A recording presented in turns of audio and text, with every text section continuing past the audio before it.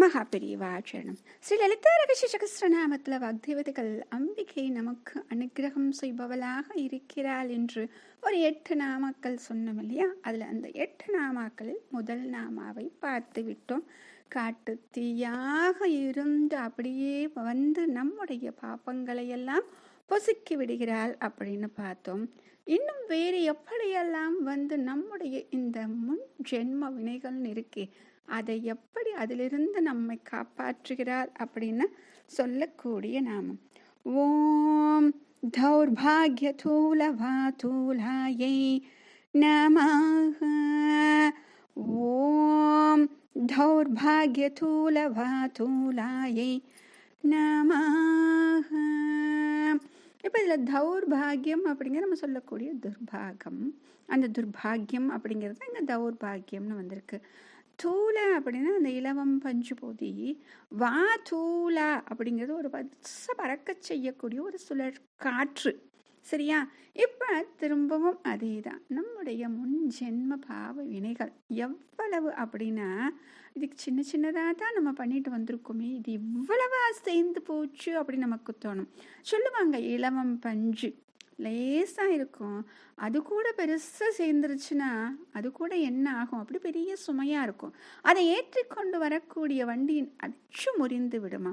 அப்படித்தான் நாம் சின்ன சின்ன பாவங்களாக சேர்த்து வைத்தது அனைத்தும் ஒரு பெரிய பாவ மூட்டையாகி விட்டது. இப்போ இதை பூரா இதிலிருந்து நம்மளை காப்பாற்ற வேண்டும் என்றால் அவள் சுழல் காற்றாக வந்து நம்முடைய இந்த துர்பாகியங்களை காணாமல் போக வைக்கிறாள். அப்போ ஒரு துளி பஞ்சுன்னு நம்ம நினைக்கிறோங்க, அதாவது சின்ன பாவம், அது என்ன பண்ணுது, நமக்கு துன்பத்தை கொடுக்கக்கூடியவையாகத்தான் இருக்கின்றன.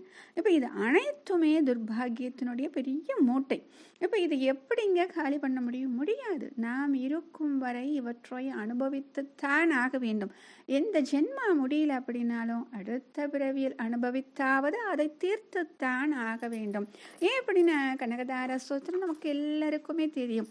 ஆதிசங்கரர் அங்கே பிக்ஷை கேட்டு செல்லும் பொழுது அந்த பெண் வறுமை நிலையில் இருப்பதை பார்க்கும் பொழுது அம்பிகை சொல்வாளாம், அவள் எத்தனை ஜென்மங்களாக அவளுக்கு அத்தனை கர்மங்கள் இருக்கிறது, ஆகையால் அவள் துன்பப்பட்டு தான் ஆக வேண்டும், வறுமையில் இருந்துதான் ஆக வேண்டும் அப்படின்னு சொல்லுவாங்களாம்.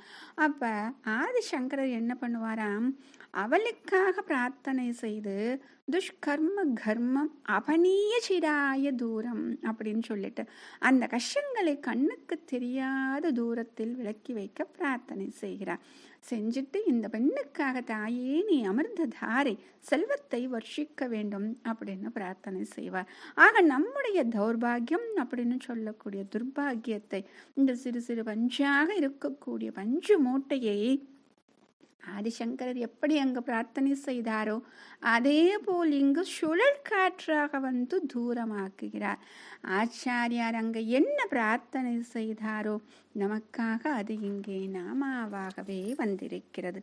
மகா பெரியவா சரணம்.